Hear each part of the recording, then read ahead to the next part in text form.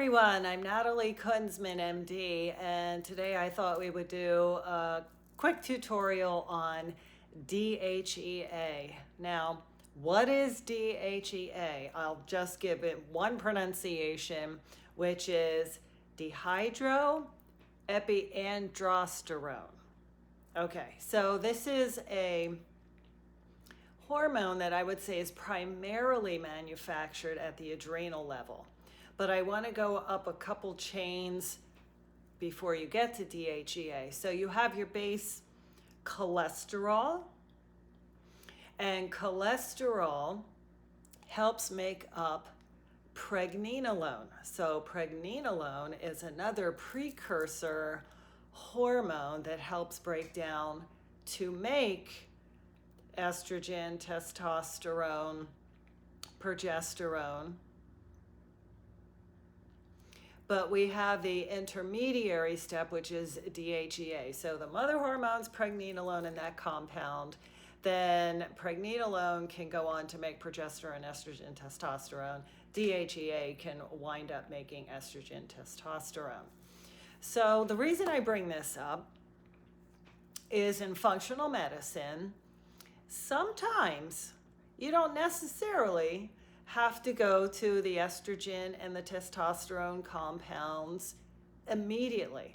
Sometimes, especially if you are on the younger side, not yet menopausal, not frankly in a true andropause, you may be able to add a supplemental regimen of DHEA and sometimes pregnenolone to give you a little bit more base compound so that you can manufacture these things for yourself.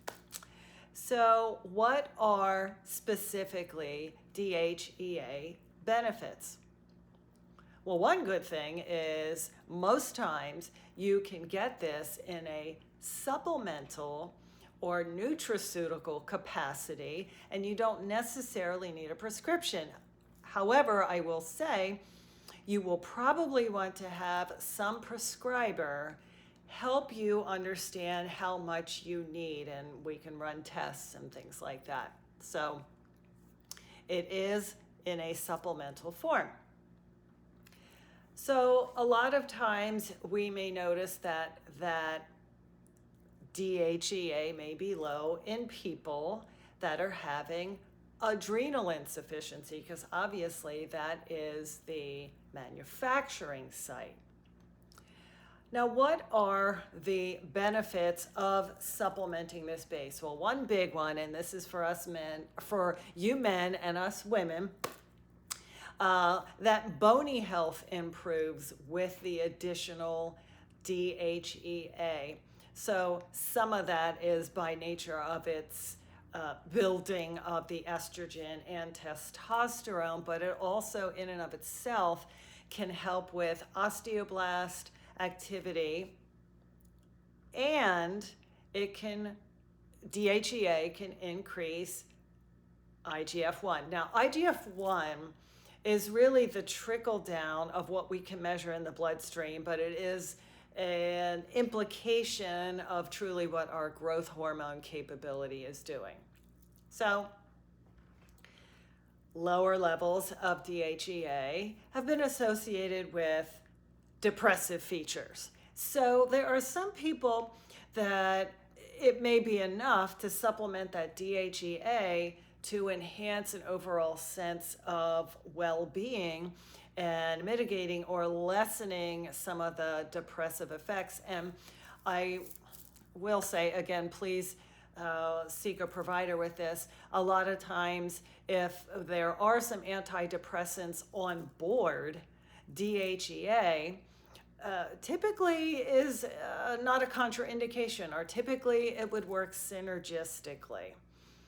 There is some great proposals out there that DHEA can help lessen the severity and help with autoimmune conditions. And I think one of its biggest research areas is in lupus.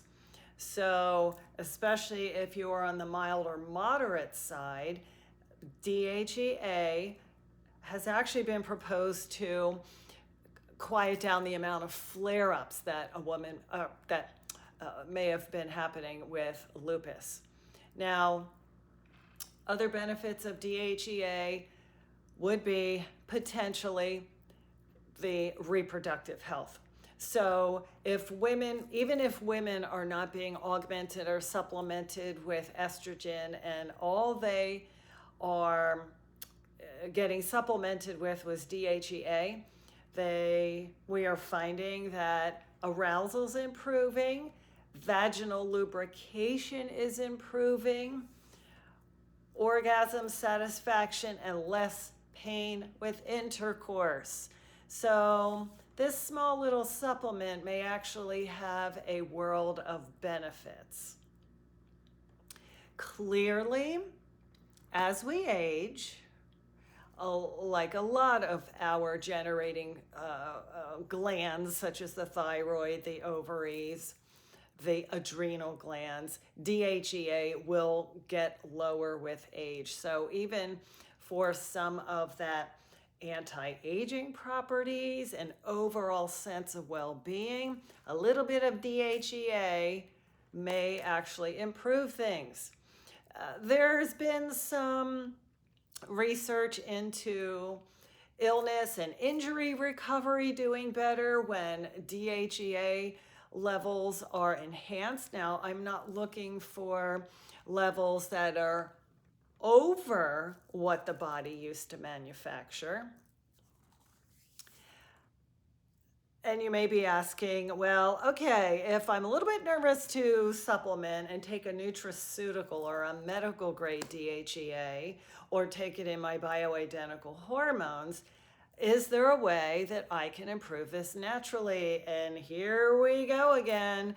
Exercise will be at the foundation of improving that DHEA, because there have been studies where DHEA was measured before and after exercise, and after exercise it has gone up at least 1.5 times.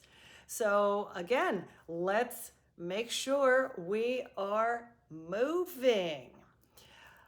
There is also some proposals that the much more plant-based diet and those who eat a little less of the meat do better at increasing DHEA levels.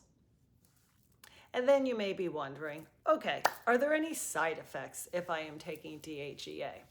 Well, if you are doing excess, you may be doing some hormonal excess or wind up having an imbalance. Now, don't forget, pregnenolone will do all of the hormones. DHEA is a little bit more primarily based in the testosterone estrogen arm of the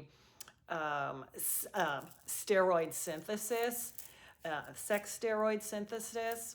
So if you have too much DHEA, you may not be quite sure which pathways are happening, and you could get abnormal hair growth from the potentially excess testosterone that's being made, acne, breast pain, even changes in menstrual cycle. If you are doing it on the earlier side, you can get an upset stomach. And I also notice a lot of people that when they're on DHEA, on one hand, sleep is improved, but on the other hand, that may make them feel a little bit fatigued throughout the day. So I will say, in general, DHEA is pretty darn safe. Us women don't need nearly quite as much as men, and I don't want to just give dosing recommendations out there because, again, you may need to have some input with a provider regarding that. One word of caution with any of the potential steroid-based or hormone-induced cancers, please be very careful, and in this regard, maybe not supplement DHEA on your own. Okay, that was a quick one. DHEA, a precursor hormone to help build our sex hormones, found in that adrenal gland, and even to some degree in the brain, and very good for several biochemical processes in the body. I'm Natalie Kunzman, MD. Subscribe to my channel below. And now you can find me at nataliekunzmanmd.com, and we can consult and we can work through a lot of your medical problems virtually. Until we meet again, be well.